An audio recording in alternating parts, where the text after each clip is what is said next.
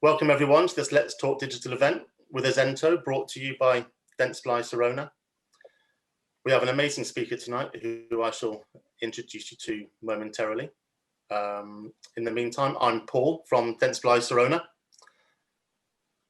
So someone's from Sweden. Just to let you know, I'm from Cornwall in the southwest peninsula of the United Kingdom. So if everyone can perhaps share their location with us, pop it in the chat box. It would be really nice to see how far we've cast our net this evening. Please could I also ask that everyone mutes their microphone throughout the presentation, and if there are any questions, please use the chat function. So in just a second, I'm going to launch a poll with just a couple of questions, which we'll be sharing the responses of later on.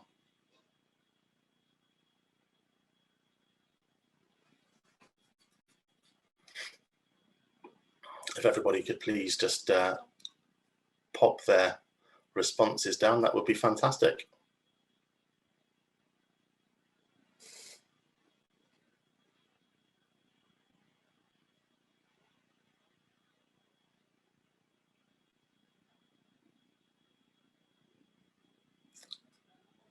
Okay, so I'm also just going to leave it for another minute or so for the last few people to join the call before we start with the presentation.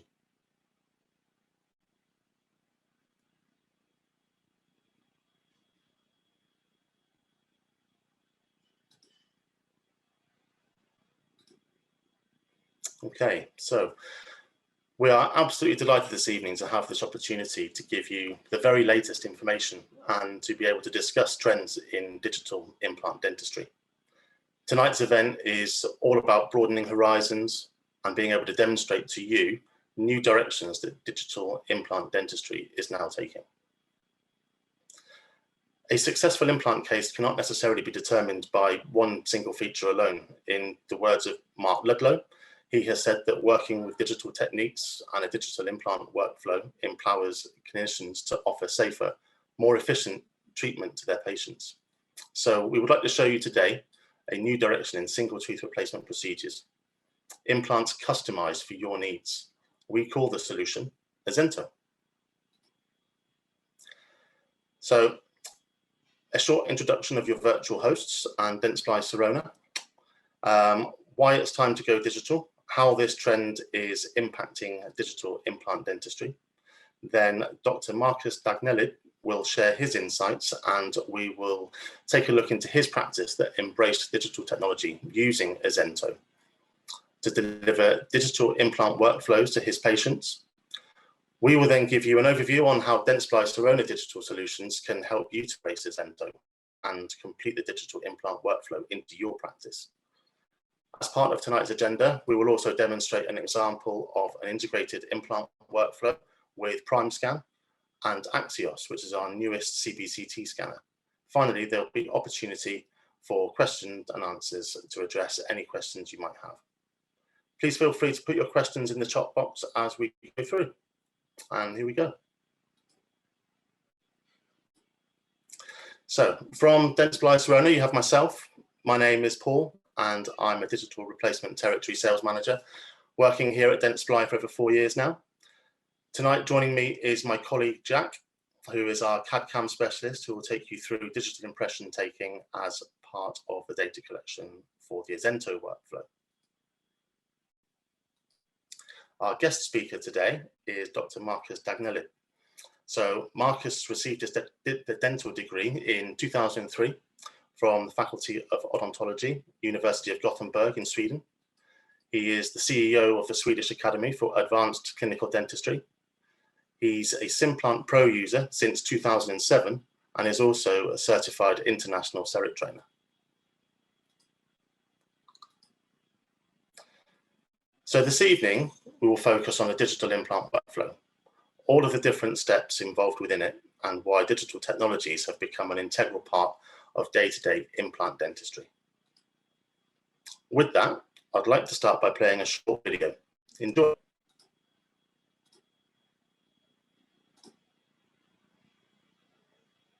right for you. This saves you effort and lets you devote more time, skill, and energy to your patients. Say goodbye to bottlenecks and hassle, and hello to results that will keep your patients happy. Because Flow improves your business. It allows you to accept more patients and still have time to enjoy a better work-life balance.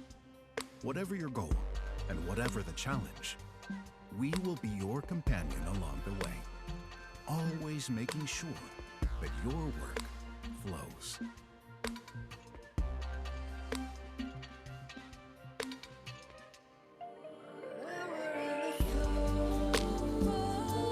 Release and let it go.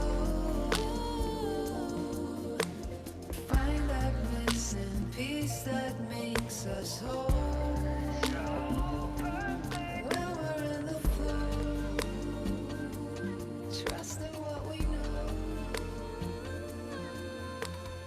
Wonderful. So, observing industry trends and streamlining workflows are critical for the strategy of any practice owner. What is your projection for the future, and which trends are expected to rise in dentistry? Let's have a look at a short illustration explaining what to expect in the next few years in the dental implant market.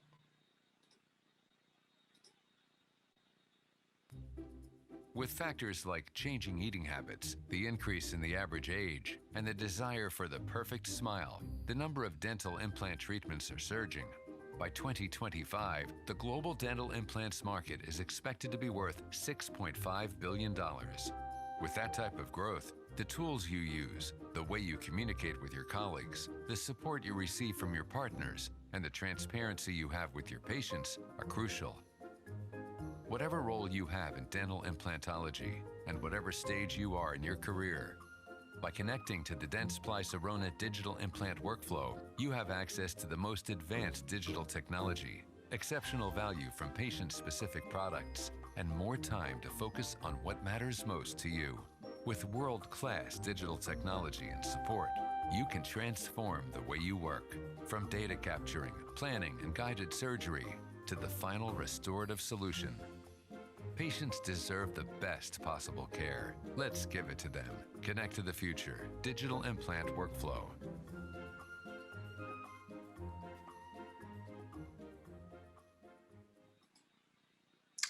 So there we have some global implant trends. Let's have a look at some UK figures. According to Millennium Research Group, by the year 2024, compared to 2018, remarkably, the dental market in single unit implant procedures will increase by a massive 71%.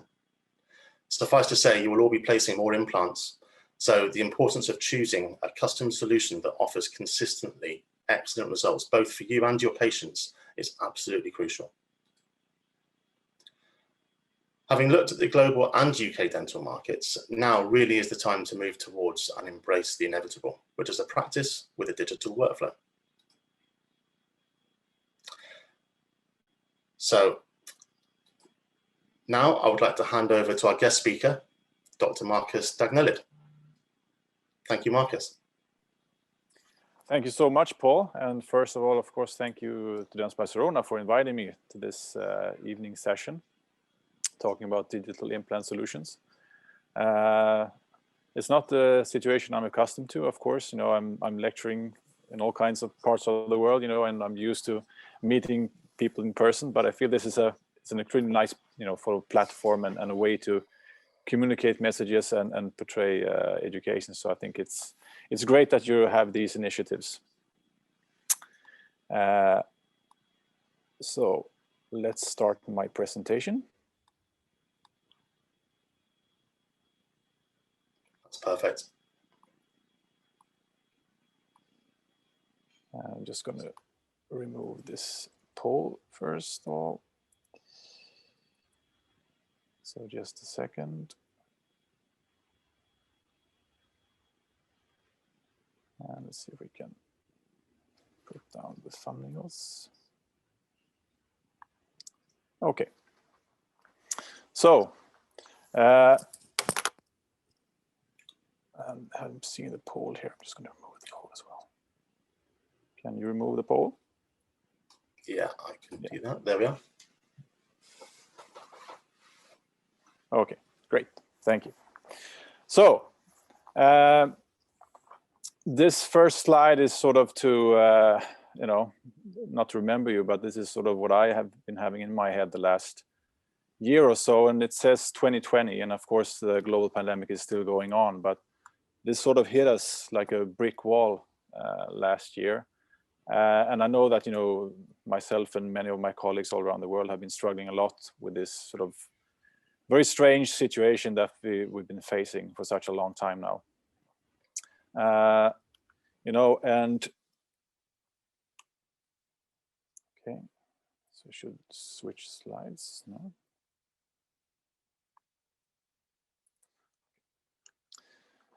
And of course, you think about what you do in sort of a state of global crisis. And of course, the things that I've been thinking about, is when I had these kind of cancellations from patients, you enter the office in the morning, you look like you have a full schedule, and then some things are discussed in media, and all of a sudden all kinds of patients start terminating their procedures, and you have empty schedule.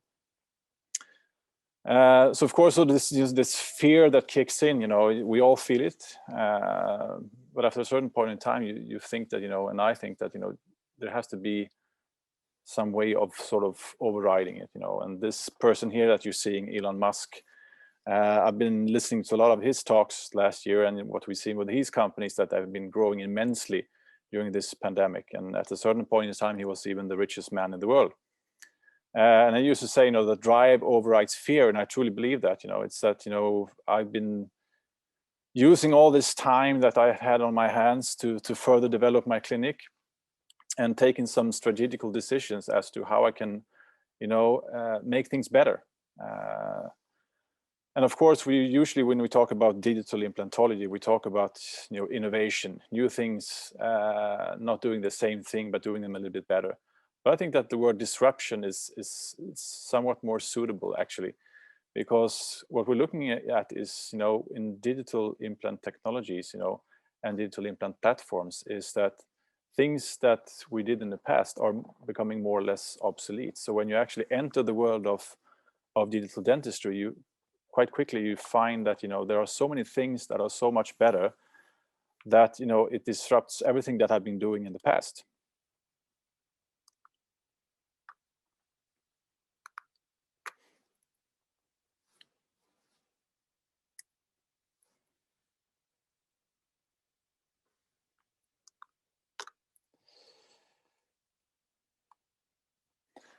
And in the past, obviously, I've been fortunate enough to be traveling in all kinds of parts of the world, meeting colleagues, sharing ideas, giving lectures, attending congresses. But of course, last year this sort of ended quite quickly, and I found myself in a new situation in terms of dental education. So obviously that was the past, and last year and in the future, I mean, my everyday nowadays is more participating in podcasts, attending online symposiums. But I also, of course, took the opportunity of having a little bit more time on my hands when patients started canceling to further develop my protocols and look at things that I could make better in my dental clinics.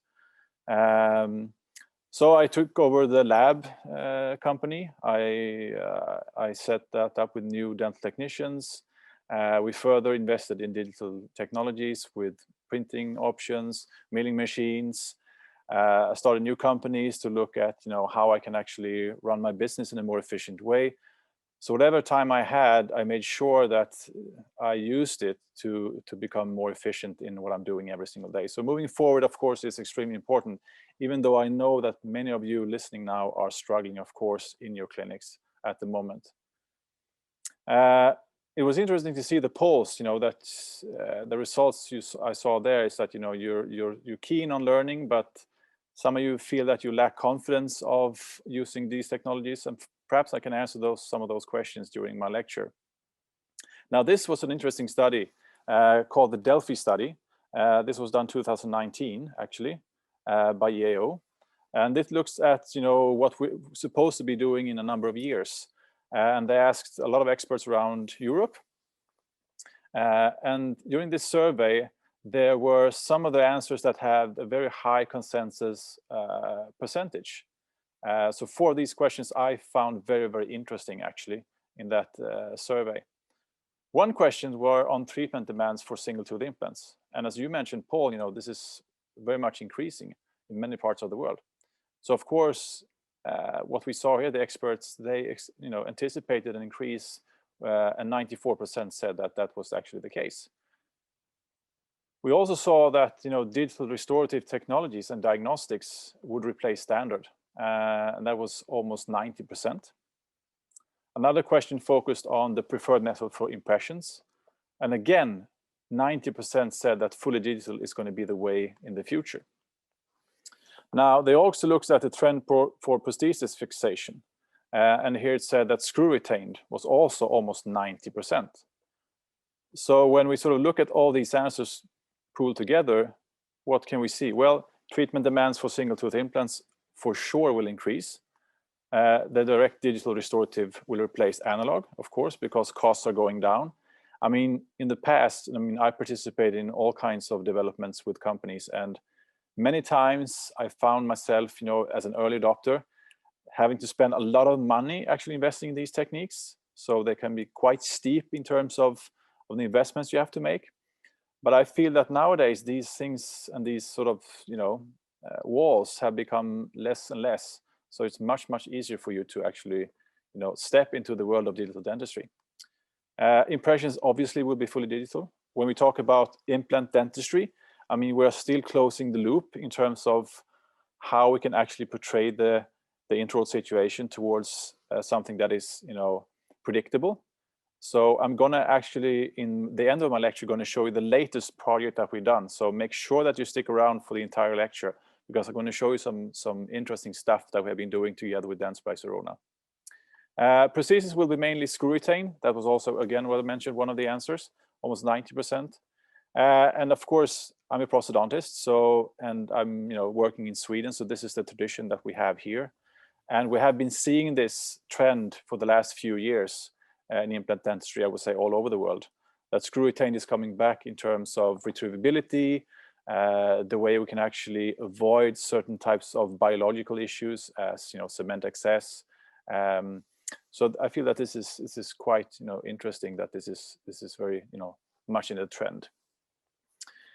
Now, when I look at my clinic, and when I'm looking at what I feel is the most challenging implant patient, I have to say that also looking at research and all the cases that are flowing through my clinics, the single implant patient is by far the one that I feel is the most difficult one.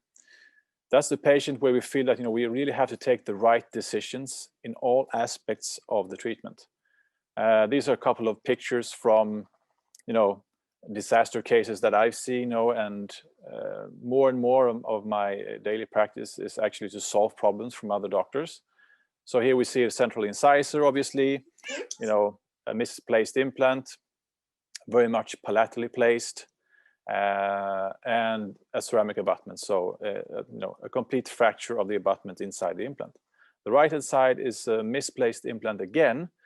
Usually what we see in novice dentists when they start using implants in a molar situation, they place the implant more distal in the dentule space, and they end up with something of a pontic almost in terms of the design of the abutment and the crown. So obviously there's a lot of keys as to when you place implants, that the actual position of the implant itself guides the entire restorative phase.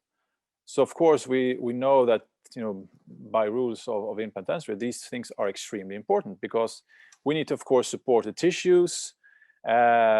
It has to be a functional and aesthetic restoration. If we misplace the implant, all of these things are not happening for the patient. So knowing exactly where the implant will end up in terms of what we're supposed to build for that patient is obviously the key.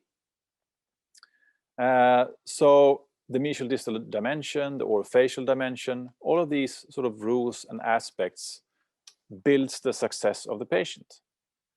And you can think, okay, so when I place an implant in a dentures space, just a single one, that must be an easy case. But time and time again, where we actually see these cases, the actual placement itself is the first fault from the doctor. And that again destroys the entire patient.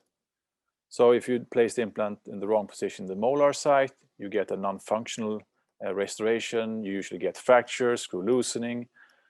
If you place it, to buckle in the incisor space, you lose tissue, there's possible problems of dehiscency, lack of support. So there's so many things that can actually happen with the patient. And of course, what we also see in disaster cases is that many times clinicians are trying to take shortcuts. So what they're doing more or less is that they're moving away from original components. So there are some studies done on this in Sweden, actually.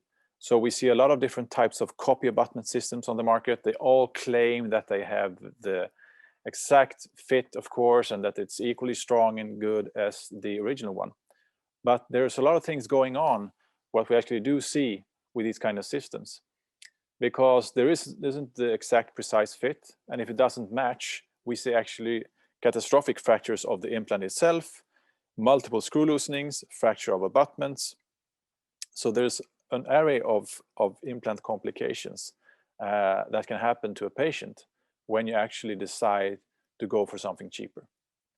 So when we're talking about Azento as a sort of concept, per se, I'm going to go back to the fact that there are certain choices that have been made for you, in a sense, where you stick within the range of original components, and we know exactly what will work for the patient. So of course, learning from these studies, learning from the past should be sort of made, because that ensures that we don't repeat the same mistakes. But again, what we do see actually again and again are these kind of patients. So this is a patient that came to my office. She was actually referred in the beginning from a previous doctor to an oral surgeon to place an implant in the first molar site. And here we see an implant end up in the second premolar situation, not in the first molar. We see actually a root fracture on the distal molar, and we see almost the entire aspect of the bone destroyed down to the apex of the implant. And when we carefully look at the x-ray, we can actually see more things going on in this patient. If you look to the distal area of the implant abutment connection, you see that there is sort of a space in between, so it's not actually fitting correctly. And we look at the intaglio of the abutment to the implant, we also see that there's something going on there as well. So when we remove this implant, of course, what we're seeing here on the right picture is that this is supposed to be sort of a three-lobe connection, so three parts of the abutment should fit into the implant. There's only two of them. We can see actually the ceramic fired and the porcelain fired is actually almost going into the abutment interface. So this is a copy abutment. It's not fitting exactly into the implant. And when we look at the dental chart of the patient, we see that there's multiple incidents of screw loosening. And still, they keep tightening and bone goes further and further down until actually the patient loses the implant. And then when we look at the clinical pictures, we see that, of course, this is a patient with a lowered vertical dimension. There's a severe degree of attrition. So there's so many other things going on in this patient that they have forgot, more in a sense. So they're sort of, they're thinking of the implant treatment in the wrong way. And this is quite common, actually. So gathering information around patients, from thousands of clinicians will sort of in the end create rules as to what will work and what won't work. And I think that we need to draw, from the experience that we have. And these are all single implant patients that I'm showing you now. And I always enjoy to talk about, patients that have been mistreated and when we actually do mistakes. And this is another patient here. So this is a patient that was referred from one of the GPs that refer patients to my office. And the referral was that, okay, this patient here has a crown that has gone loose on the left-hand side in the maxilla. The right-hand side seems to be loose. So can you please switch the crowns on these two implant and abutments? So let's look a little bit more in detail of this patient. So this is what we're seeing. So obviously on the left-hand side, there's this sort of, abutment where the actual dentist have been grinding on top of the abutment, very narrow one, circular in shape.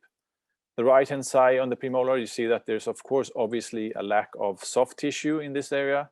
The prosthetic design is, of course, not functioning for the patient. It's actually loose in terms of the crown. The shade is not the correct one. So there's many things going on with this patient, obviously. And when we actually do reflect flaps later on, I will show you also the CBCT slides, you see that this implant has ended up in the entire wrong position. So it's actually protruding through the bony envelope on the buccal aspect of the patient. So let's go back to the CBCT. Well, here we see the CBCT. So you see that these two implants have been placed. One of them has been placed actually entirely outside the bony envelope. And what we actually do see here in this patient is that there is a sufficient amount of bone. I mean, there's quite a good width of the bone. We might have probably augmented a little bit on the buccal side of the patient, but still, there's enough bone. So we managed to destroy a perfectly good situation. Now, on the right-hand side, you see that it's almost placed outside the bony envelope. And these are the two implants that you see on the left-hand side that I removed. And they look quite peculiar because these are one-piece implants. So again, what I mentioned is they place these and then grind it on top of the abutment to then place the crown with a sea of cement on top of that circular abutment. So what was done according to the previous chart? Well, this was a flapless approach. So of course, no guide at all.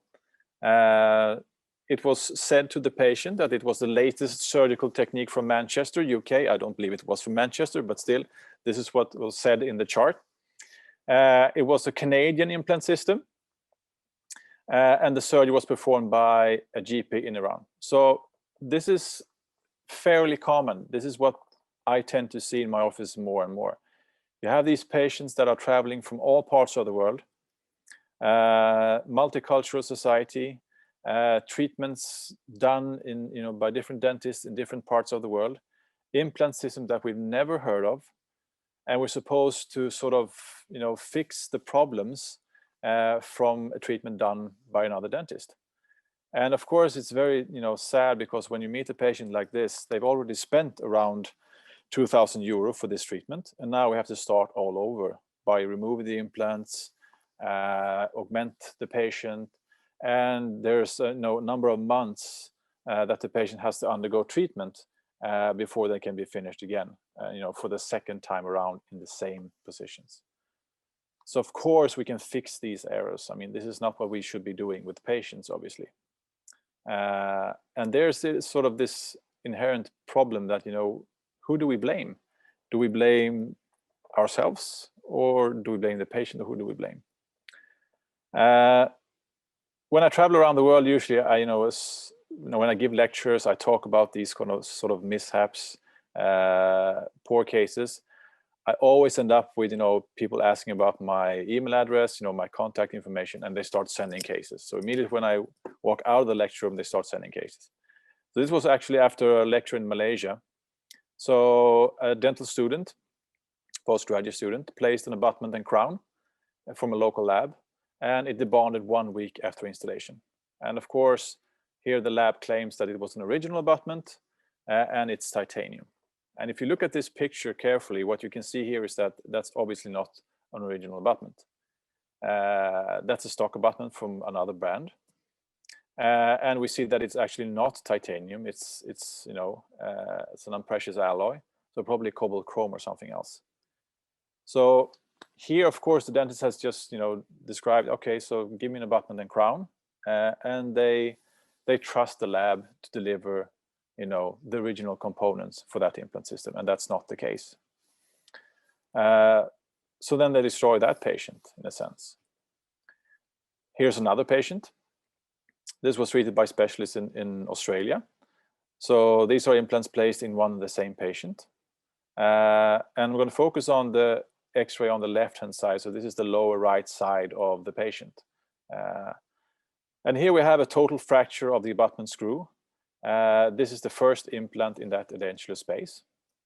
And The interesting thing here is that the patient told me the story that, Marcus, when I was treated with this prosthetically, they actually took impression of one implant and then delivered one abutment and crown because they couldn't take impressions on the two implants at the same time because of the angulation of the implants. So this is the actual position or sort of the angulation of that mesial implant. And you see what the screwdriver ends up. It's seriously distalized, of course, here.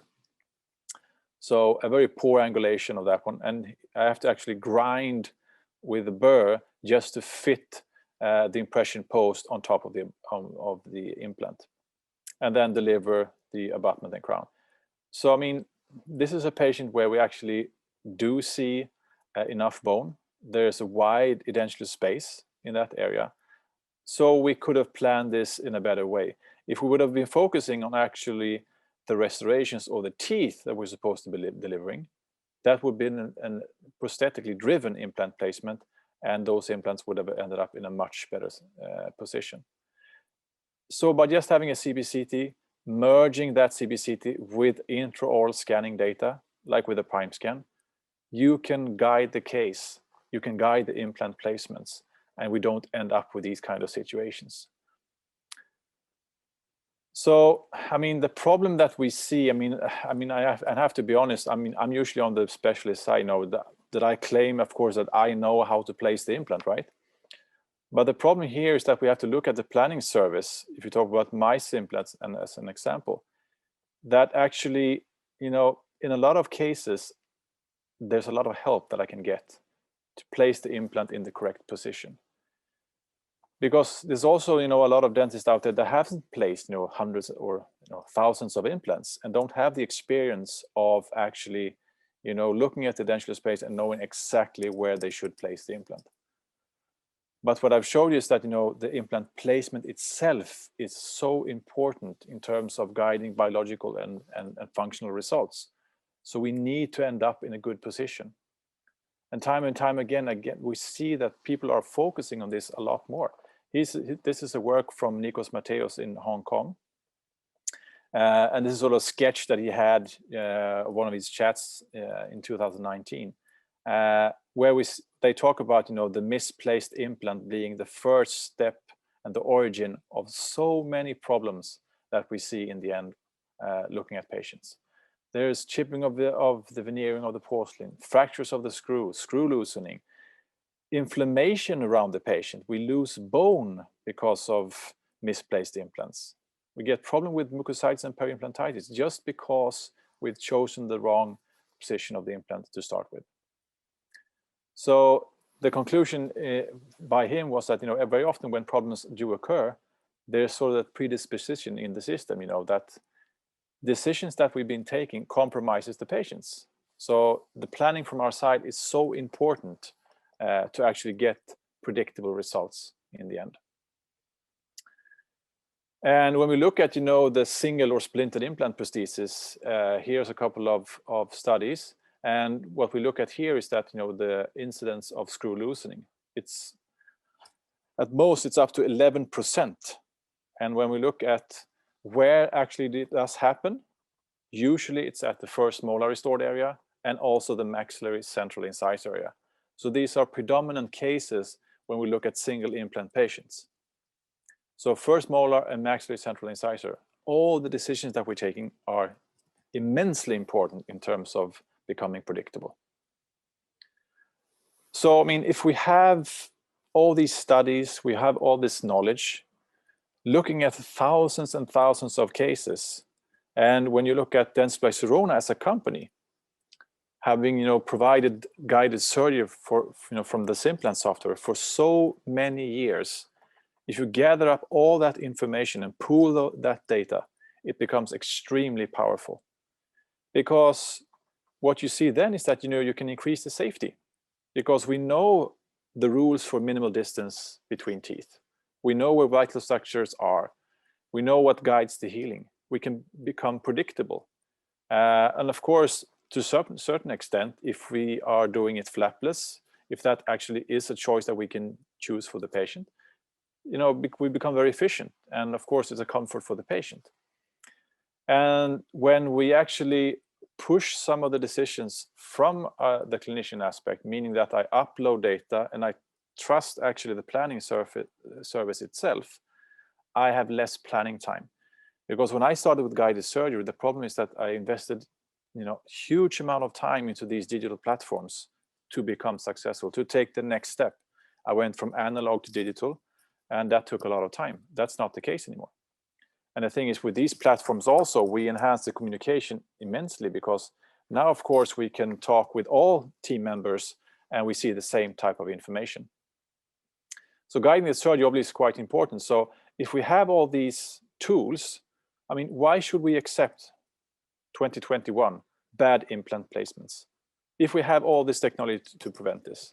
I ask myself that questions. Now, when we started with, trying to connect the dots in terms of, digital dentistry and implant cases, this was actually more than 8 years ago now. This was the Implant Atlantis Immediate Smile project that we did. We were extremely, excited in terms of how we actually could, connect different sort of digital platforms and into one and the same planning file. So meaning that we were merging all the data surrounding the patient. So at this point in time, what we did is that we performed an intraoral scan of the patient. We did a CBCT. We could actually do a virtual wax up, and we can put that into Implant in what's called a project file.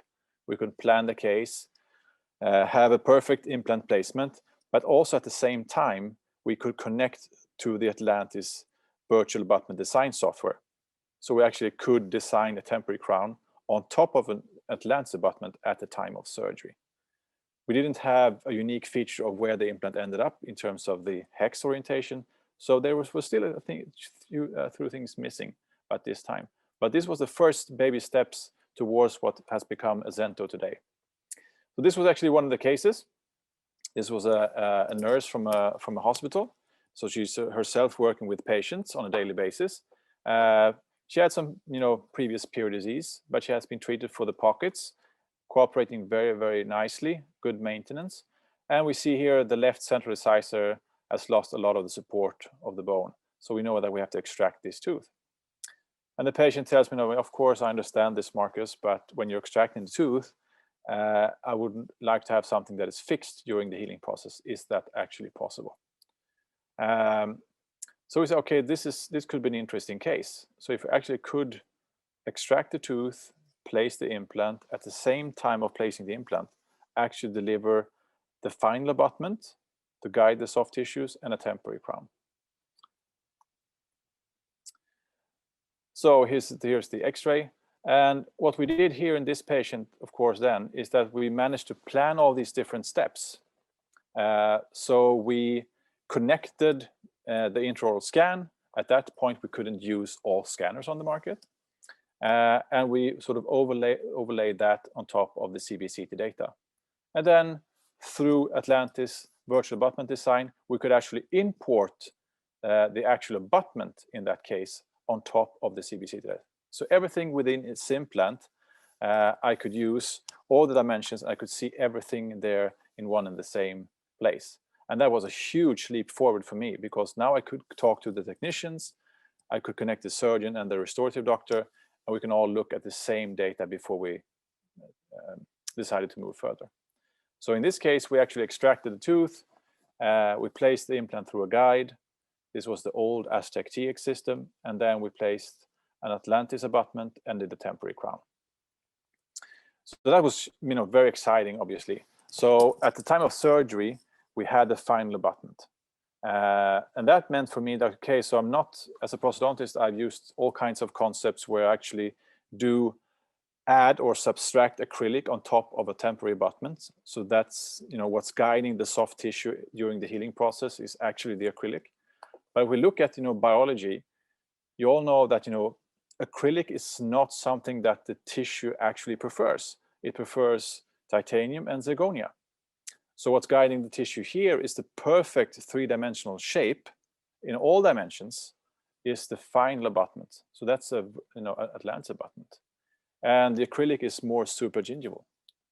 And of course, at this point in time, we were very, very keen on looking at, pictures of actually what the healing looked like.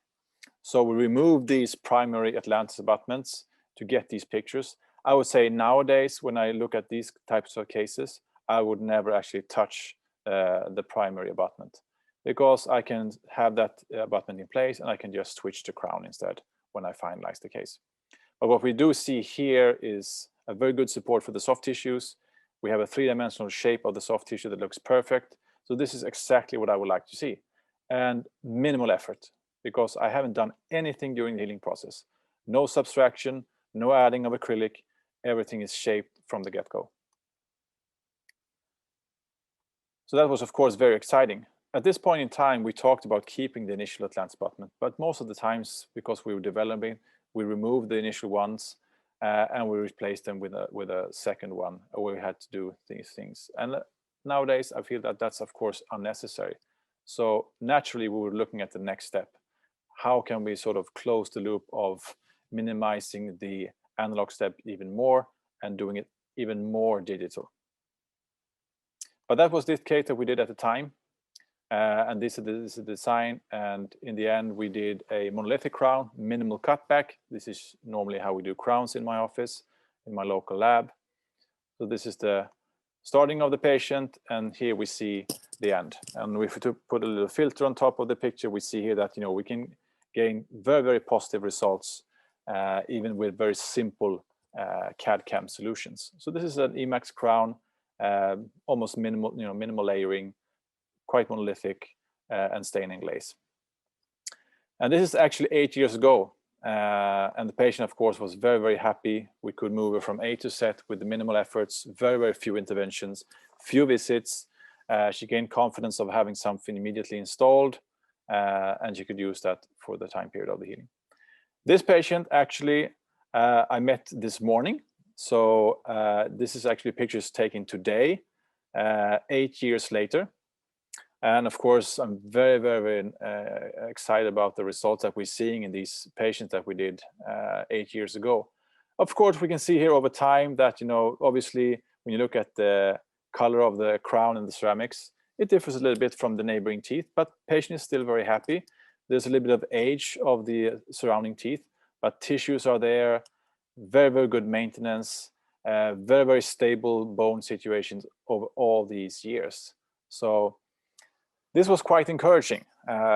So of course, when the company said to me, "No, we have, you know, the next solution quite close, so we can close the gap with making it everything more digital." Of course, I was very keen to participate. So nowadays, when we talk about digital implant workflows, of course, we're talking about everything from A to Z being fully digital. We usually talk about some type of guidance of the surgery, if not by the actual physical guide, at least guided by the implant planning itself.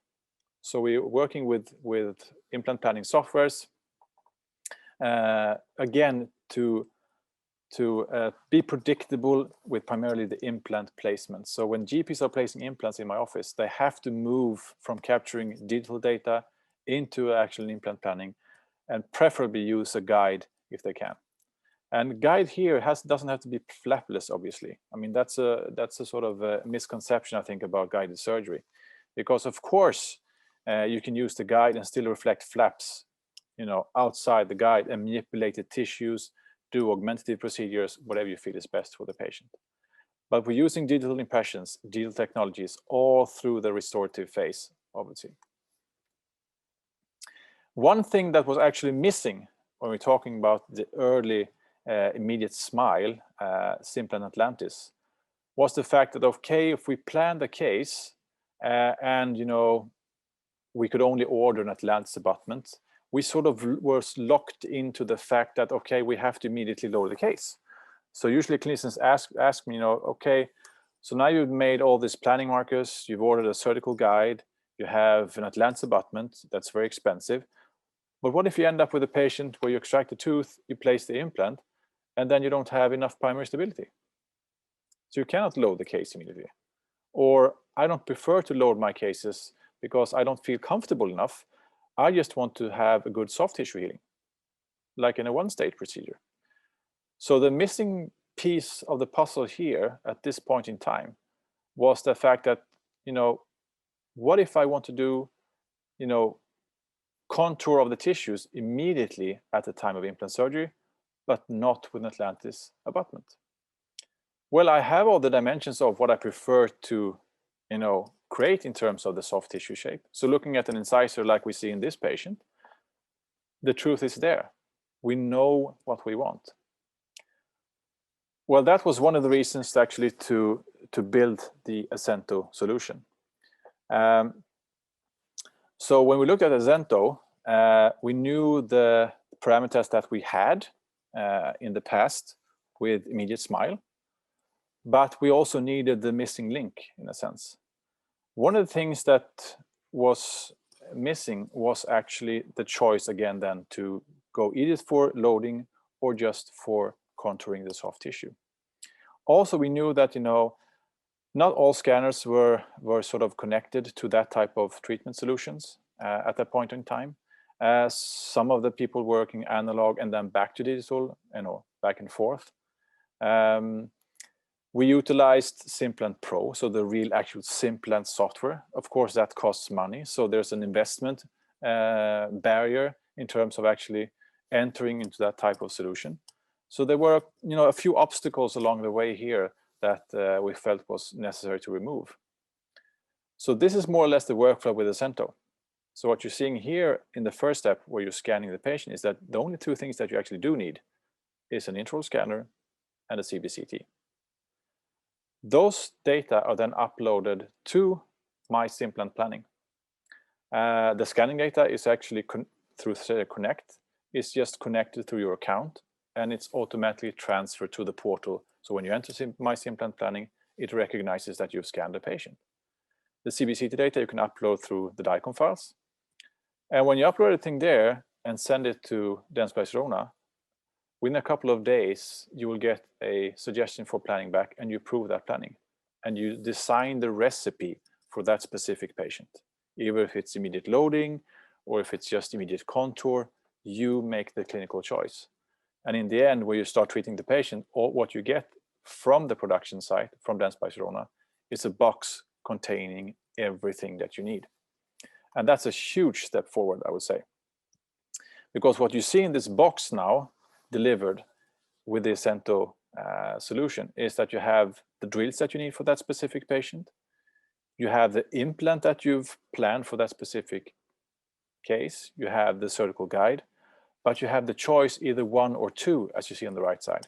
Because now here what I can choose is that I can make immediate contour. So I can have an Atlantis healing abutment. So I get all the benefits of the clinical results that I got when I did immediate loading, but I don't have to load the case. So I can actually use a healing abutment that is individualized for each specific patient, contouring the entire soft tissue during the entire healing phase. So I don't have to put temporary abutments on and off. I can entrust the fact that it's not loaded the implant, but still I shape the tissue perfectly during the healing process. Or I feel comfortable enough to do immediate loading. What we do in cases like this, that we measure with resonance frequency analysis. So if I have the right values, I load the case and I use a temporary crown. Now, the temporary crown and abutment also delivered by Dentsply Sirona.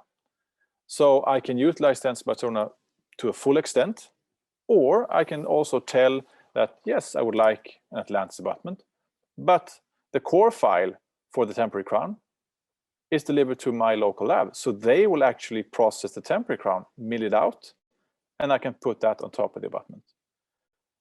So I can pick and choose a little bit here within the concept what actually suits me and my clinical protocol. And that I find is very neat with this concept. So when we look at an Atlantis healing abutment, obviously when you look at premolar site, this is what you would like to have. This is the optimal situation. Looks exactly like the premolar, and instead of having then loading that case, you could actually use a healing abutment that is delivered from Dentsply Sirona. Now, as I mentioned, guided surgery. For me, guided surgery, I've been doing this since 2001.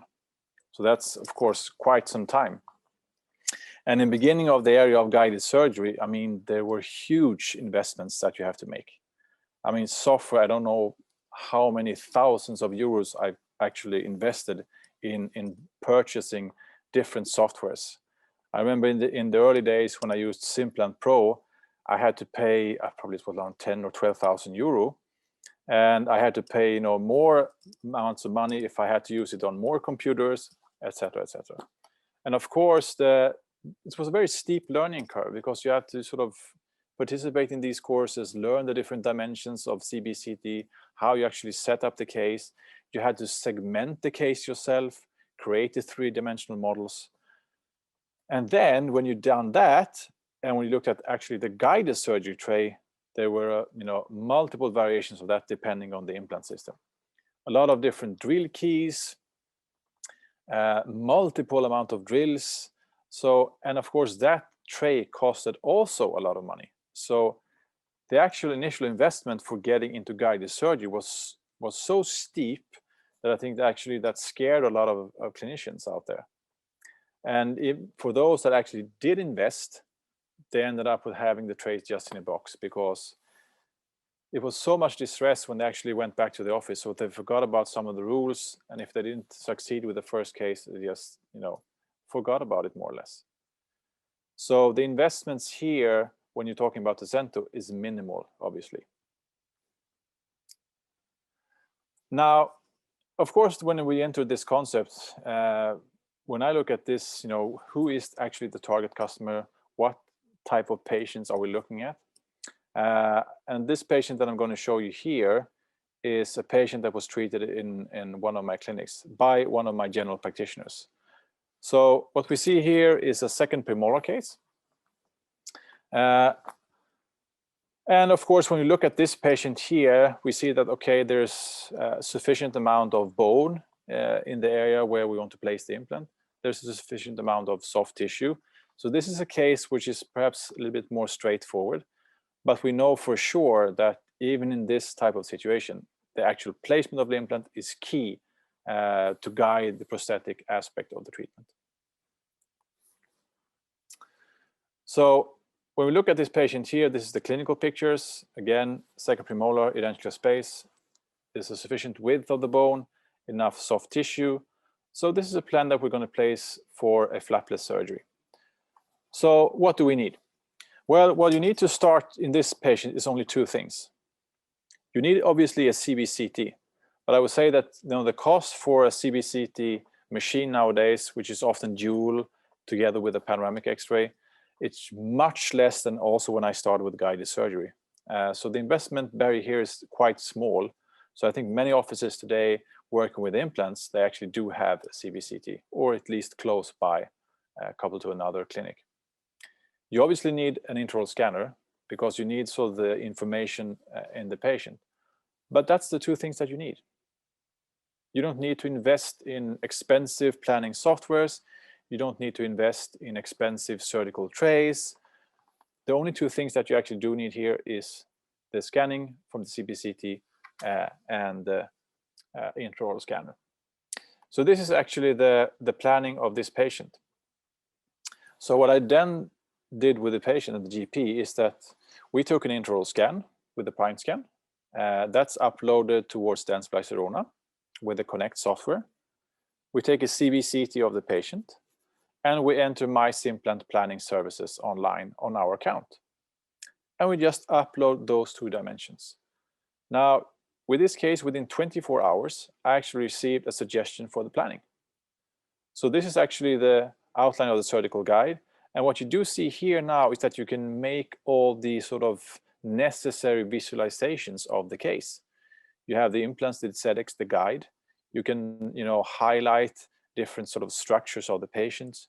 You can look at the opposing arch. You can look at the actual crown design for the patient. Here you see now is the Atlantis healing abutments. So this is the contouring of the soft tissue if you prefer not to load the case. And you can make small increments of changes here. You can change the length of the implant, the angulation of the implant.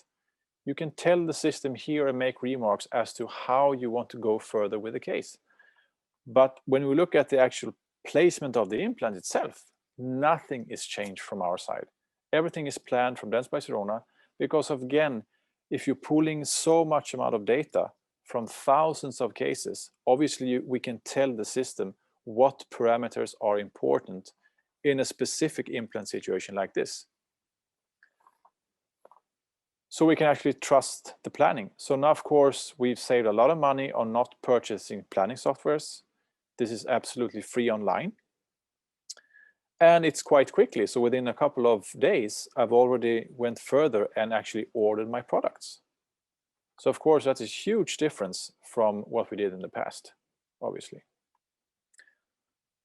So again, what we then get back from Dentsply Sirona are a number of things in the box. One thing here is obviously that we have single-use drills. So we don't have to invest in actually the surgical tray. So all the drills that you need for that specific case are within the box. Then, of course, you get the implant per case. So that means that you don't have to have that amount of stock in your inventory. So the implant is actually delivered specifically for that patient. And we can choose, if we want to do an individual healing component, an Atlantis healing abutment, again, we don't have to have a huge inventory of healing abutments. And the problem I usually see when I look at healing abutments, they're not anatomical. I've toyed around with, peak abutments. I've done my own individualized healing abutments in the past, but here we have a titanium one, and it looks more or less like the final abutment. And that's, of course, the key. So I get this from the company. Now, if I prefer to load the case immediately, obviously I can, check the box of having immediate loading and then get Atlantis abutment. And that means, of course, that I can deliver that abutment at one time. So if I have the good healing now in the patient, I don't have to remove it ever again. And of course, the placement and displacements of healing components and abutments in the patient, it ruptures the biological interface. And there are studies done from the peer department in Gothenburg. We might end up in losing bone or tissue when we constantly pick and remove things in the mouth of the patient. Now, the actual temporary crown, of course, you can order that from Dentsply Sirona. You can pick the shade according to a beta scale, or I can get the core file, so I can produce it locally. And in my case, where I have a local lab, obviously I would choose then to produce it locally. So before even I've gotten the box from Dentsply Sirona with all the components I need for a case, the first thing that I have in my clinic in my hands is actually the temporary crown. And as soon as the box arrives, we can put the two components together. So obviously we save a huge amount of time. So when we end up at the time of surgery, we know exactly where the implant ends up. We can place that through the guide.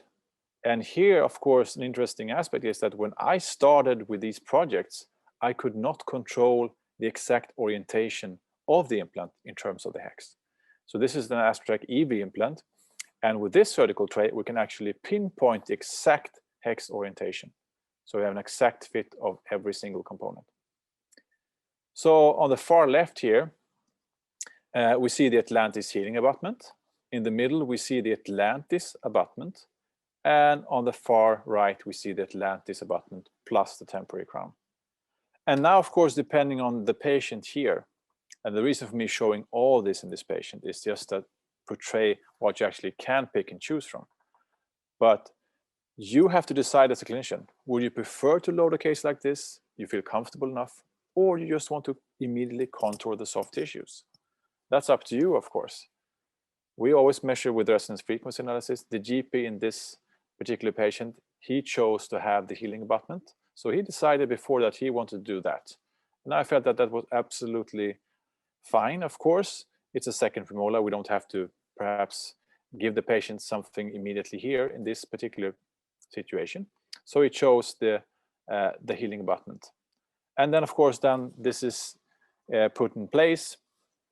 And the neat thing about this actually is that if you do a flapless surgery with minimal swelling, minimal rupturing to the tissues, after having the entire healing phase, when actually we do remove this healing abutment, we know that the implant is placed in a perfect position and we can actually utilize the Atlantis abutment that we ordered in the beginning. So here we see the drilling protocol for EV with the guided surgery tray. And this is what we call a sleeve on drill system. So we don't have multiple drill keys, so you have more hands-free when you do the guided surgery. It's very similar drills to and the protocol to standard EV, but we have this smart sort of sleeve-on drill system. So it fits exactly into the drill tube and it guides the entire drilling procedure. And the neat thing then, of course, with this system is that when you utilize Aztec EV, with the implant driver, you can control the one unique position feature that we have with this implant system. So the exact orientation of the hex. So what you do line up is one dedicated mark on the implant driver to a sort of marking on the drilling tube. So they all align together, and you know then that you have the exact orientation of the implant. So then, of course, all the components prosthetically fits in that unique position. So here we have this second premolar patient after healing. Very nice soft tissue contouring. And when we remove this, we see here the intaglio of the implant. You see this unique 7th position of the internal hex of that implant. So this is what is transferred then. So of course, if we know this already from the beginning, actually what the GP can do here in this case is that he can utilize the Atlantis abutment that he had in the beginning, because we know exactly where the soft tissues are. We know exactly where the margin is. We know exactly what the fit is. So we can actually, more or less when the patient comes in for the final sort of checkup for the healing of the implant, I can measure the stability of the implant with an Ostel resonance frequency analysis. And then I can actually design the crown before I even had the patient in the chair, if I know the scale for the shade of the crown. And I can deliver everything more or less in the same visit. So we speed things up here under huge control in terms of what we did in the past. And of course, that's very, very exciting. Now, if we do prefer to take an impression, well, in the past, of course, we used all kinds of impression posts. Nowadays, in my clinic, we do 100% digital impressions. So during time here and during the last year, we have actually validated the final parts of and pieces of the puzzle, meaning that we have all kinds of cases, even the partially dentate and the fully dentulous patients with control and precise fit. But this is a very simple solution. We have very nice ratios on this. So this is the IO flow from Dentsply Sirona. So we attach that on top of the implant, and again, we can utilize the prime scan to scan the patient. And with prime scan, of course, it's so much easier than the previous generations because it generates images so quickly and it cuts away the parts that we don't want to have, like the cheek and the tongue, etc. So this is the Atlantis IO flow. And what we know then from research in the past is that, of course, with intraoral scanners in the past, we know that we have a very nice precision in terms of having one implant. But if we have multiple scan bodies, let's say in a dentulous patient, we saw that in those cases, we need a lab scanner because the distance becomes more and more and the pictures start stitching each other and we have a pooling of the negative effect of the precision. So in a certain point in time, we knew that, the intraoral scanning of implant cases were more devoted for single and partially dentate patients. But I'm going to show you cases where actually that we proved that this is not the case anymore. But in this particular patient, where we could actually just switch. So since we knew exactly where the soft tissue was, we knew from the Atlantis healing abutment during the healing process that we could actually utilize the Atlantis abutment. And since we knew the shade of the crown of the patient already to begin with, we could actually manufacture the crown from the core file of the original planning and design and deliver that during the same day. So of course the patient is very much surprised because all of a sudden we don't have to have multiple visits anymore. We can, with enormous precision, cut down the amount of time and visits to a minimal and still have an excellent result. So this, of course, was very, very much exciting. Now you can, of course, ask yourself, do you have to utilize 100% monolithic structures? Of course you don't. You can always pick and choose again from the company. So in a certain, patient like this, for example, we might have a substructure for the crown instead of having a fully monolithic crown. And of course, the substructure can be delivered from Dentsply Sirona or produced in your local lab. It all depends on what you do with the core file. So with this particular patient, we have actually an angulated screw abutment. So this Atlantis abutment, we have a substructure, and we fire the ceramics in my local lab. So I choose certain parts to produce in my local lab and certain parts from Dentsply Sirona. Now, these early patients, of course, were very much encouraging and promising and exciting. So of course, premolar cases is premolar cases, but what about more demanding cases? Can we utilize Azento for these types of situations? So this was another patient of mine in the early development stages. This patient, male patient, came in with a left central incisor. He had been playing rugby. He got hit, in the mouth, and he visited a clinic for this dental trauma, and they saw that he had a root fracture on that tooth. Ended up also in internal resorption of the root. So of course we know here, okay, so we have a tooth that we need to extract. What do we do now? So how do we move further with this case? What is the next solution? Do we stage this approach, meaning that we extract the tooth, maybe do socket preservation, wait a number of weeks of healing, then go back, place the implant? Do we extract the tooth, leave it for spontaneous healing, delay the immediate installation after a few weeks, augment the case at the same time?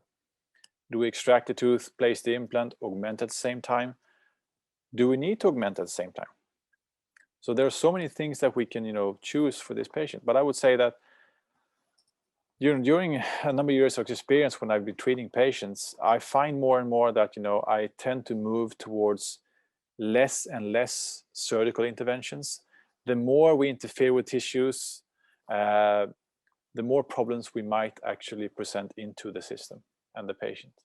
So I like to keep down the amount of interventions to be as few as possible, so that we don't disturb the actual healing process of the patient. So we decided actually to use Azento in this case. So utilizing Azento in this case, when we go into planning, what did I do? Well, actually what I did is that I took a CBCT of the patient. I actually did an intraoral scan of the patient. And then of course I upload this data to my Implant planning services. And this is what you see in the window. It says my Implant. And when I've uploaded the data, I decide again, I sort of choose the recipe for this patient. So when I decide the recipe after uploading the data, I say to the system, okay, I would prefer to do immediate loading in this case. It's an immediate extraction. And I want to have an Atlantis abutment produced for the case and a temporary crown. So this is what I choose for this particular patient. And this is the planning that comes back with a number of remarks on the field on the right. But the interesting thing here is that they actually managed to place the implant in a very, very good position. So I haven't done anything in terms of the planning. Everything is 100% from the planning services. And actually what we see here is that in the comments section is that the implant tip is not too far from the incisal canal, but they managed to place it exactly where it should be. And I'm favoring screw retention, so they've also angulated the implant towards that direction. So you can imagine now looking at this particular patient, if I'm comparing that to the past, what I've been having to be doing? Well, I had to, scan the patient with the CBCT data. I had to do a virtual wax up. I have to probably put that into Implant Pro software. I had to segment the data, create the three-dimensional models that you see on the left-hand side. There are so many things that I had to do with the patient that takes, a lot of time, obviously. And that time is time away from the patient. So obviously that's a huge difference for me compared to the past. So we trust the planning in this patient. And at this particular point in time, actually what we had in terms of development from Dentsply Sirona was a new generation of Aztec EV. So that was actually a change on the apical third of the implant. So to have more engagement of the bone when you do immediate installation, to have more stability. So that was also sort of a nice change that they introduced into the system, because in these cases here, where you do extract the tooth and you place an implant at the same time, you have to know that you have enough, stability of the implant when you're placing it into an alveolus. So that we actually managed to get with this type of implant. So what I do here is that, of course, I'm moving towards immediate loading, and might be the case. And then, of course, I have to look at the stability that I have. So I actually do measure with resonance frequency analysis as well. So I planned this for immediate loading. So that was what I primarily picked for the patient. But when we actually extracted the tooth and we placed the implant, I actually ordered the Atlantis healing abutment as well. And when I actually measured the stability, I didn't feel comfortable enough to actually load the case at the same time. But now I wanted to guide the tissue. So I extracted the tooth. What did I do? I placed the immediate contouring healing abutment and actually cut away the root of the tooth that I extracted, and I bonded the crown to the neighboring teeth. So I used that as a temporary solution. So now I get what? I get, of course, contouring of the soft tissue during the entire healing phase. So what I actually do gain here is, of course, that amount of clinical results by using titanium at the time of surgery. Because if I would just would close it with a normal circular healing abutment, for sure I had to secondarily then, of course, further sculpture the soft tissue by means of a temporary abutment and crown, and put time and money and effort into that. But not in this case, because I already shaped the soft tissue even with the healing abutment. And now, of course, I can cut away time and steps when I'm moving for the permanent solution of the patient. So again, I'm making up time here and staying much more efficient in this patient. We have an angulated screw abutment here. So again, we have the Atlantis abutment, original components. And again, what I told you in the beginning of the lecture is that, what you're doing in here is that you are choosing the correct components. So inherently in the system, you're using original healing abutment components, original abutment components, original screws for that particular implant system. So you're not, taking shortcuts in terms of delivering the right prosthetic solution. So here we have the final solution.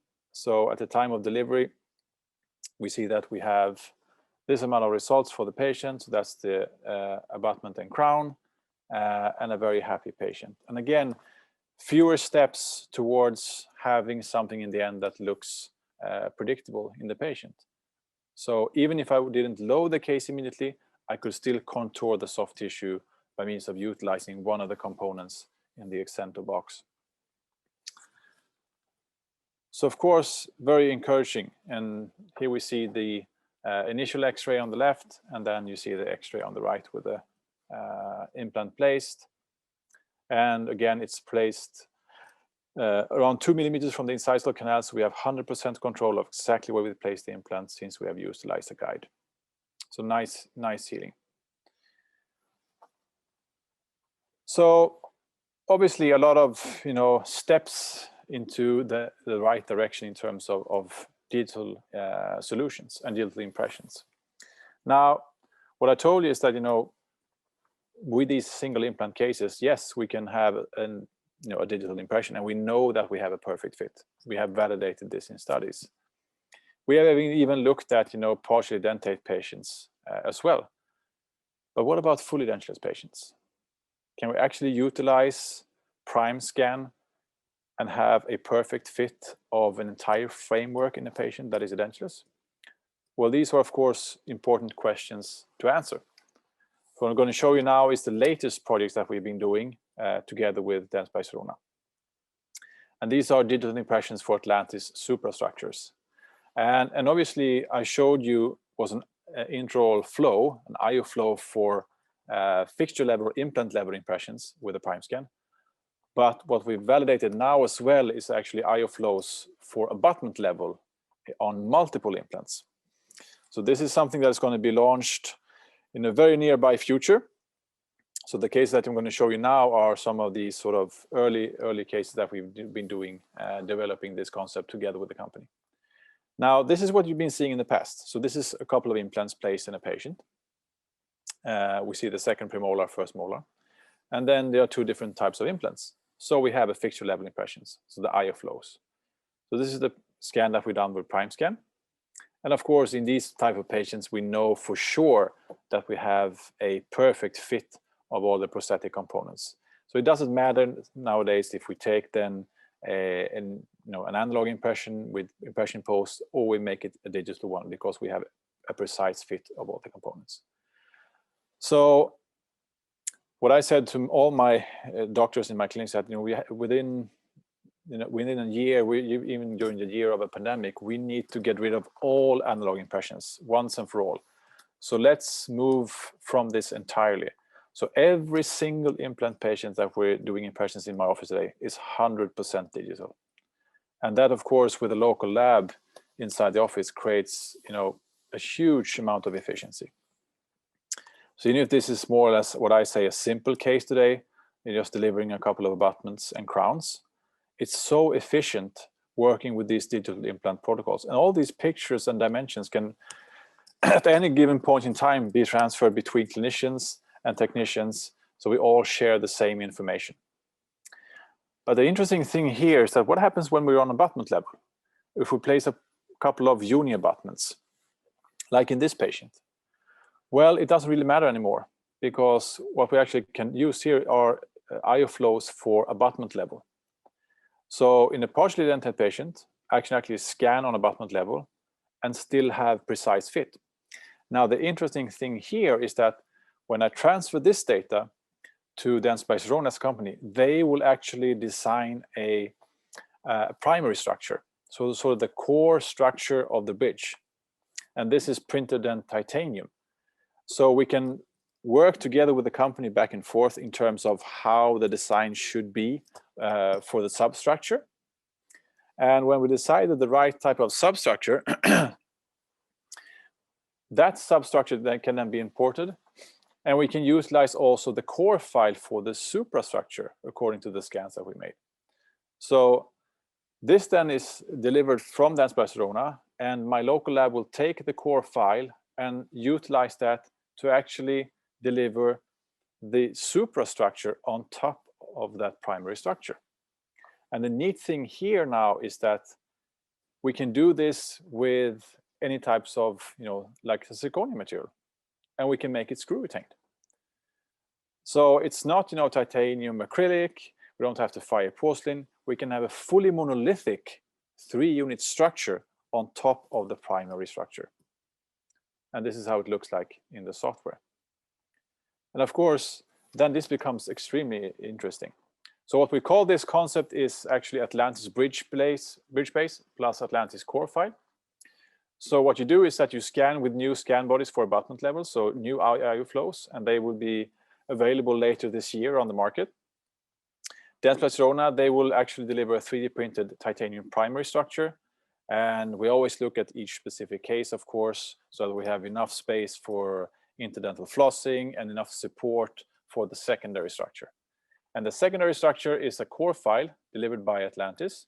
And that secondary structure is then produced at the local lab, so in my office, obviously. And this goes in a matter of minutes in terms of planning.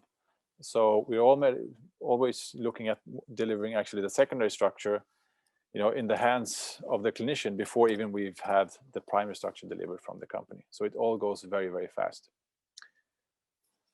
And of course, keen to be working with partially dentate patient. What about the fully edentulous patient? Well, this is a patient of mine referred for periodontal disease. And here we see in the maxilla that we have to extract all teeth. So this is a staged procedure. So we're going to extract the teeth first, give the patient an immediate denture, and wait for bone and soft tissue healing for a number of months before we actually do place the implants. In the lower jaw, it's going to be more a conservative approach. We're going to extract the molars. We're going to keep the remaining teeth with period treatment at the dental hygienist, and she's going to have a shortened dental arch with a premolar to premolar situation in the lower jaw. But when we do place the implants in the upper jaw, what we do then in most cases is that we place a number of implants. In this particular patient, 6 implants. We usually deliver a temporary bridge So immediate loading situation, if we have enough primary stability, and we make it screw retained. And we make it, as permanent as possible, meaning that we look at all the parameters of the patient. The shade, the shape of the teeth, the occlusion, the curvatures for the occlusion, everything is there built into the patient. Because when we finalize the case, I'm going to actually copy that primary temporary bridge and utilize that when I'm going to deliver the final bridge structure of the patient. So this is actually a scan intraorally of the temporary bridge that the patient had during the healing of the implants. And here we see the scanning of the implant situation. Of course, with prime scan, it's extremely accurate, and it's so much easier to scan implants and soft tissue structures than in the past. And here we see the new IOflows. So these are the abutment level IOflows. So we scan those.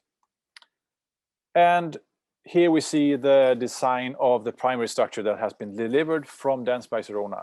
And of course, this can, through a core file, be imported into InLab that we have in my office. And on top of the primary structure, the technician can start developing the secondary structure. And the neat thing here now is that what we see is that he has a copy of the temporary bridge that I did, and we know that we have all the parameters in place. So he can just do layer over layer and verify that the final structure is going to look as a temporary structure that the patient had. And the cool thing here is that we're going to mill out everything in a zirconia material, and it's going to fit perfectly on top of the primary structure, and it's going to be screw retained. So we have the biocopy on the far left, the core file, and the final secondary structure on the right side. And of course, when we started using this more and more, we had to prove the concept, of course. So we took digital impressions, but we also compared to analog ones. And we did, pressure fit tests, and we look at all the primary structures that everything actually is looking exactly as it should. And the cool thing here is that we have 100% in these cases. So there's no difference between taking an intraoral impression with a prime scan, actually doing impression with impression posts. So their fit is actually there all the time. And the cool thing here is that here you see the non-layered secondary structure. And we know, of course, that the patient is going to be happy because he's already validated that the temporary bridge was the one he wanted. So what we use here? Well, we use the multi-layer zircon structures from Dentsply Sirona. So that's the discs that we use. And then we layer this with Mayo. So we more or less glaze and simply stain up all the gingival portions of the bridge. And again, the teeth. So a very, very simple, straightforward solution to deliver something in the end that looks very nice in the patient. And again, we have screw access hole. So what we're going to do is that we're going to try the primary structure in the patient's mouth. We're going to deliver the secondary structure on top, check that as well. And the cementation of the secondary structure to the primary one is done in the lab setting. So I don't have to do that in a clinical setting. I can just put that with my technicians. They will do that, and I will finally have it screw retained into the patient's mouth in a matter of minutes. So very, very straightforward, very, very cool solution. And this is something that's becoming a standard for us now. So we're doing this much more than, of course, doing analog impressions. So hopefully that was a little bit, intriguing for you to see what we've been doing the last few months together with the company. And, finalizing the lecture a little bit, to sum up, what we actually know now from our research and experience during the last 8 years, I would say, moving up to Azento and the digital protocols that we have today. What we're focusing, of course, on is to have the exact implant placement prosthetically. So to sort of drive the implant treatment from a prosthetic aspects, because when we utilize intraoral scanning on top of CBCT and trusting, planning services, there are so much factors that we can build in that are positive for the patients, and that saves us time, of course, as well. We don't have to load the case, of course, immediately. We don't have to go, 100% digital, 100%, immediate loading. We can guide the tissue healing. So independent of what you choose as a clinician, you have the choice in your hands, right? You can say to the system, no, I want to contour the soft tissue, or perhaps I would like to do immediate loading. The cool thing here is that we have guidance for the prosthetic materials, because we know that the placement of the implant is perfect. We only use original components. We have perhaps, even an individualized healing abutment. And when we finalize the case, we know that we're going to use Atlantis abutments as well. So we don't use copy structures, copy abutment screws, and end up with mishaps in the end. There's a minimal investment for the clinician because, as I said to you, you don't need expensive surgical trays. You don't have to invest in different types of drill keys. You don't have to buy expensive softwares, use huge stock of materials.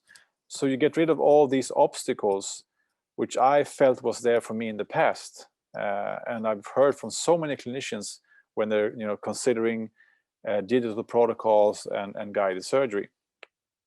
And of course, as I mentioned to you, it's so much time saving in each of the clinical steps, because when you're adapting to digital protocols, you quickly realize that you save so much time in so many minutes and hours moving away from analog, and you actually gain a lot of confidence and predictability in your cases, as I hopefully have showed you now with the patients that we have been doing. Independent of the situation today, I feel that it's difficult for me to go back from using digital protocols. I feel that it gains for me a lot of confidence treating patients in my clinic. So hopefully you have enjoyed the lecture and you stayed to the very end. We're going to open up for some questions. I just want to give you my contact information. Here is my email address. So if any of you want to contact me personally, I'm happy to answer any type of questions that you have. And if you want to borrow a slide or two, you find a particular case interesting, feel free to send me a note, of course. So Marcus, thank you so much. Thank you very, very much for an amazing presentation. It was absolutely superb. There are a few questions that have come through. If at all possible, what we'll do is we'll leave those until the end of the session. And invite everybody to either ask the question, or I've written a few down as well, so we can have a conversation. That's perfect. Thank you. So let me just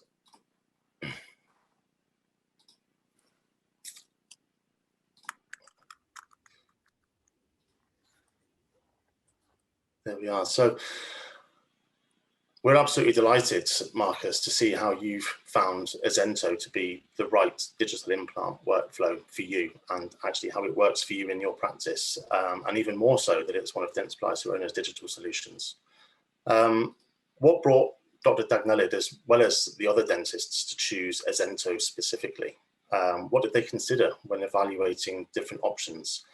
I'd like to show you another short video with testimonials from clinicians around the world on how smoothly Azento can be integrated into any practice.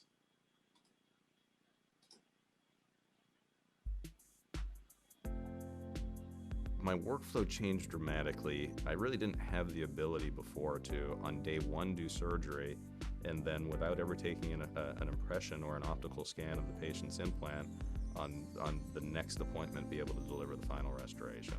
Less planning effort, less planning time, less ordering effort, less stock, and also short treatment times, because that is not only a thing that the patient likes, that is something that helps me. The box arrives and you can start doing what you're good at, and that's of course performing the surgery to your patient, and that can be done in a very limited time span, reducing chair time with your patient, and that's of course very convenient to the patient as well.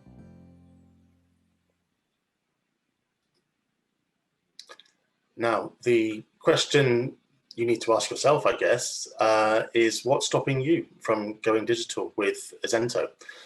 Let us try to give you some typical examples of the challenges that every dentist experiences in the practice. So, what are your biggest challenges regarding implant procedures? Well, there are many. It can be very time consuming to plan a case and order the appropriate components. Occasionally, the need to order more than just one size to ensure you have a fail-safe plan, and then having to return items for a credit. Working with referring clinicians and ensuring that the outcomes meets the needs of the patient and the referrer. or agreeing charges can be a challenge with referring dentists. So using Azento actually ensures clarity of costs.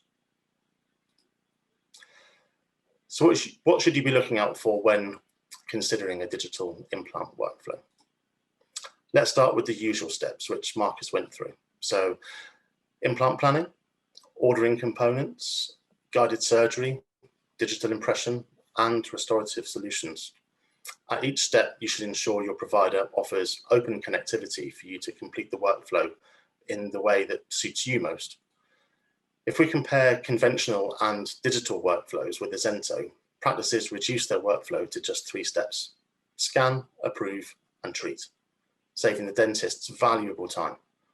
Just 3 steps and only 2 patient visits.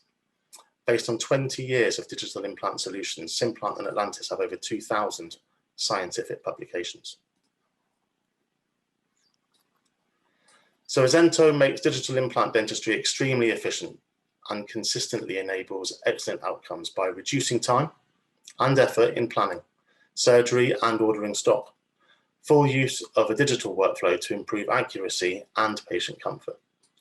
As a part of Azento's digital implant workflow, I would like to play you another short video introducing our newest imaging solution, which is called Axios.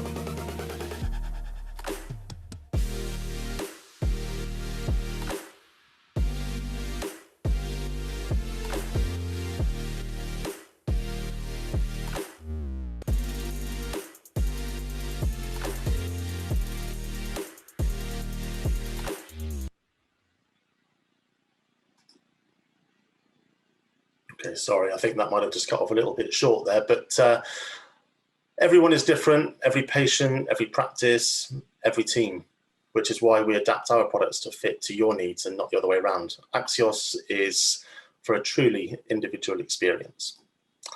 So now I would like to introduce my colleague Jack, who will demonstrate how easy it can be to produce an IO scan, intraoral scan, and incorporate that into your new workflow with Azento. Take it away, Jack. Thank you very much, Paul. Good evening, everyone. As Paul just mentioned, I'm actually sat in front of a prime scan this evening, so I'll be shortly showing you. Obviously we talk a lot about digital impressions, but really what I'm about to show you is what they look like, how simple the process is in terms of capturing an intraoral scan, ready for example, an Azento case, and it is incredibly simple. So I'm just going to share my screen, and hopefully everybody can see this. This is the Connect software which exists on the prime scan, and the whole purpose of this software is to allow you to take a scan with the prime scan, and then send that scan directly off to a lab or service provider, such as Atlantis, Azento, Implant. I've got a model in front of me with an implant placed. So all I need to do is simply tell the software what I have. So for example, here I've got an implant. I select the tooth where the implant is placed, and also select the scan body. And for this one, I'm actually going to use the Atlantis intraoral flow, which Marcus showed earlier. And this is for an ankylosing implant with an Atlantis IO flow. There we go. So now we can move into the scanning stage. So, obviously we're all used to taking impressions. It's quite a messy process, especially when we're taking implant impressions. You've got a little bit more to contend with your impression copings, and things can get a little bit messy. So with the digital impression, we replace that impression coping with a digital scan body, which is the Atlantis intraoral flow. So I'll be showing you that shortly. So to take a digital impression with the prime scan is incredibly easy. It really is as simple as taking the camera just over a tooth, and it will immediately start to scan. You can then capture either a quadrant or a full arch. It's completely up to you. I think if you were to ask most technicians what they would prefer, they would probably prefer full arch, but it really depends on the case. But the important thing is obviously scanners, especially with the prime scan, as Marcus was discussing earlier, these are much better suited now to full arch scanning, and it's even possible now, from what we heard from Marcus earlier, to do some full arch implant cases potentially with the accuracy with the prime scan. So there's a lower arch done. I'm just going to scan the upper arch now. And when it comes to scanning, obviously, yes, these take a lot less time than a traditional impression. However, we still have to contend with things like soft tissue and stuff like that. The way the prime scan is at the moment is it's incredibly intelligent. So even if you were to scan something like tongue or cheek or even your glove into the scan, obviously, this will scan pretty much anything. So you can see it scanned my thumb into the scan there. The software is so intelligent that, if the soft tissue is actually removed, it will detect that things in a scan. So for example, teeth aren't going to move, therefore they shouldn't, they should stay in place. If something moves, it will delete it out of the scan. So it's incredibly intelligent and very, very easy to use. You can see the speed. We discussed the accuracy earlier, but just the general ease of use that comes from the soft tissue removal and the speed make it incredibly quick and easy to take, not just a digital impression, but especially a digital impression for an implant. So I'm just going to record the buccal bite scan now. So I'm going to get the patient to bite together, and we'll just capture buccal bite information like this. And you can see what this has done is it's articulated the two models together. And one option I do have with the prime scan, just for increased accuracy on that, is to take a bilateral buccal bite scan, just like that. So that's how we capture a bite digitally. Now I'm going to pop the prime scan down for a second, and I'm going to grab an Atlantis intraoral flow. And these are incredibly small, so I won't hold them up to the camera, but you will see shortly on screen how it looks from the prime scan's point of view. So I pop that into the implant, and I'm just going to screw that in place. And then I'll just resume scanning with the prime scan, and you'll see this pop up on screen. So this is the final part of the impression. So you can see there's the Atlantis intraoral flow in place, and it literally takes probably not even a second for the prime scan to actually pick up where that is in our original lower jaw scan. So you can see because of that ghost image, we don't need to then capture another full arch scan. What we can do instead is just capture that new information which exists around the Atlantis scan flow. You can see because of the field of view and the depth of scan with the prime scan, it's incredibly easy to pick this up. And there we go. So one option we do have is we can also take an intraoral picture or video with the camera as well. So if we want to include anything within the case, when it gets sent off to the lab or wherever this is ending up, we can actually include those all in one case, and we can actually export those videos and pictures off, or just keep them saved on the system. What I'm doing now is I'm processing into the next stage, into the model stage. So right now we've got thousands of raw images, I should say. And what we're doing here is we're processing all of the high resolution textures the shade information, which is captured by the prime scan as well. So we can use this to take a shade reading for us. So we don't have to do this manually. And this is our final impression. So what we do at this stage is we can have a look at the quality of the impression. We can check there's no holes, there's no missing bits of data. If there were, we could always just come back, and it takes a few seconds to fill in those holes, and then we can come straight back to this stage. And one of the things that makes the prime scan unique, just to highlight this while we're here, is the insane depth of scan that we have with the prime scan. And you can see just from this scan here, we were able to, from this sort of depth, so from the very top, very cusp tips of those molars, we were able to scan the entire way into that implant, which is incredible. And that's due in part to the unique way that the prime scan captures images. There's our upper jaw scan. And here is our Atlantis intraoral flow. And it's got absolutely every bit of information a lab or Atlantis would need in order to work with this. This will tell them the exact placement of the implant. All the information they need is there. Just one thing before I move on, we can also, as I mentioned, use this to take a shade reading, but we can also use this to check the contacts there as well. And then all we have to do is we click next, and we connect to our Connect account. So we'll log in, and what will happen now is this will get uploaded to the cloud. And as Marcus mentioned earlier, this then goes into your Implant account and is there ready to be merged together with your CBCT. And that is from start to finish an intraoral scan with the prime scan for Azento. So I'm going to hand back over to you, Paul, if that's all right. Thanks, Jack. That's fab.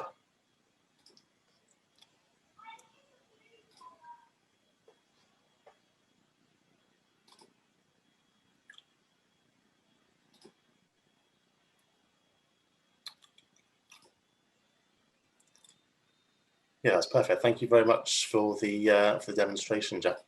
No problem. So we're now nearing the end of the presentations. If any of the digital solutions or technologies that you've seen this evening has inspired you to find out more, you can book a one-to-one consultation with one of our product specialists. You can simply go to our website, click on the orange Book Online Consultation button or tab, and you can choose from a variety of digital solutions to secure a 45-minute no obligation consultation where our product specialists will provide you with a virtual demonstration and answer any questions you may have. The link should also appear in the chat box on here as well for anyone that would like to book now.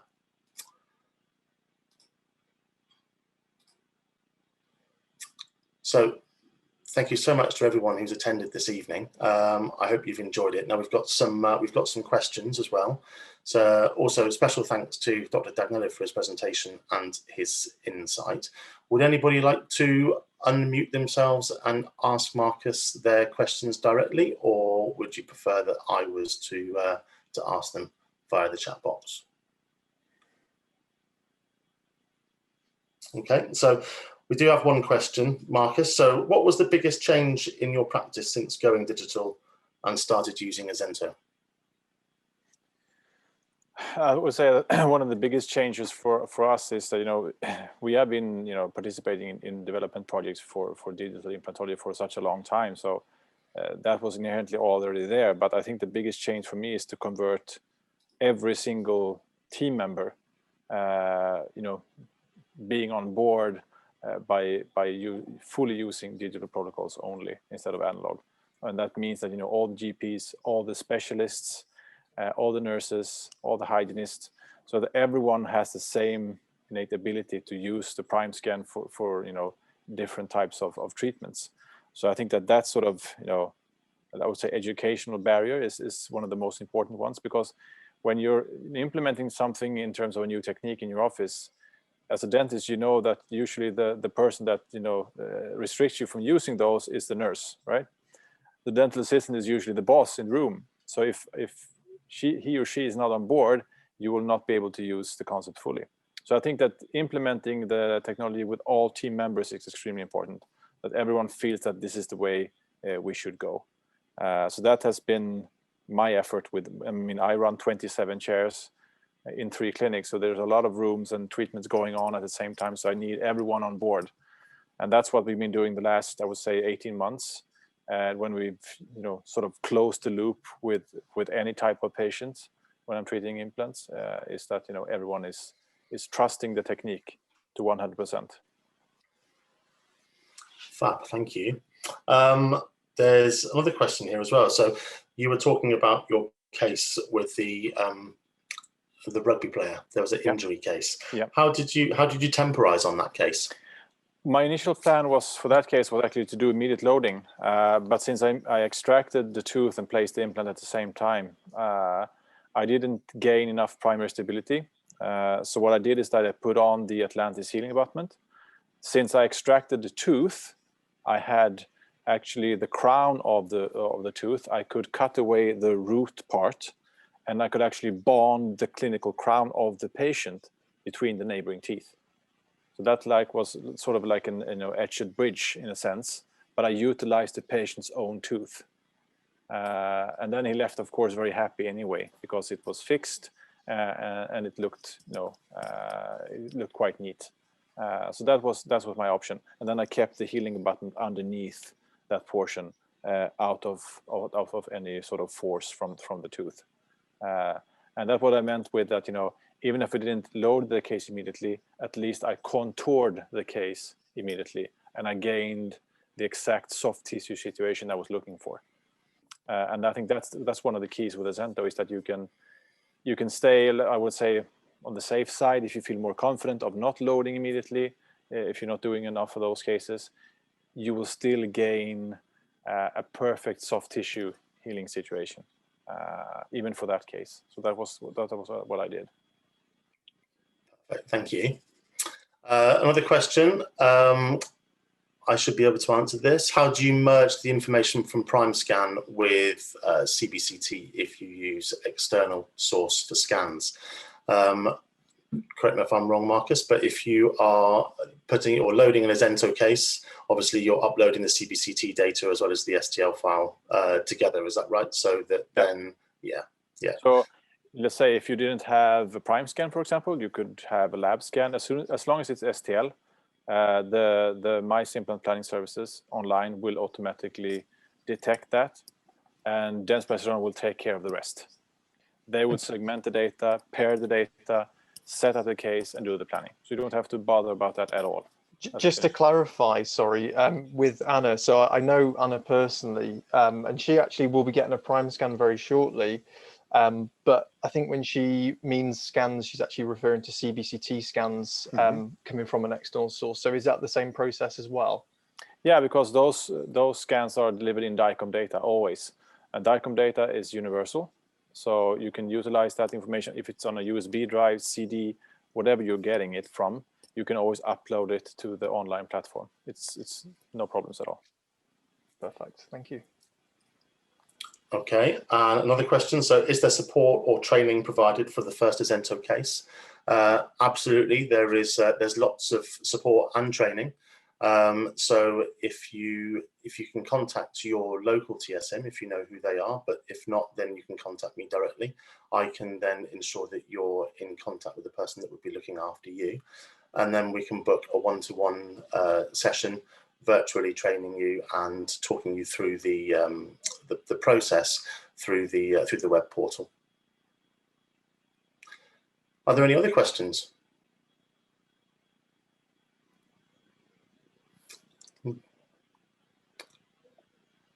Okay, so Marcus, thank you very much again for a fantastic lecture.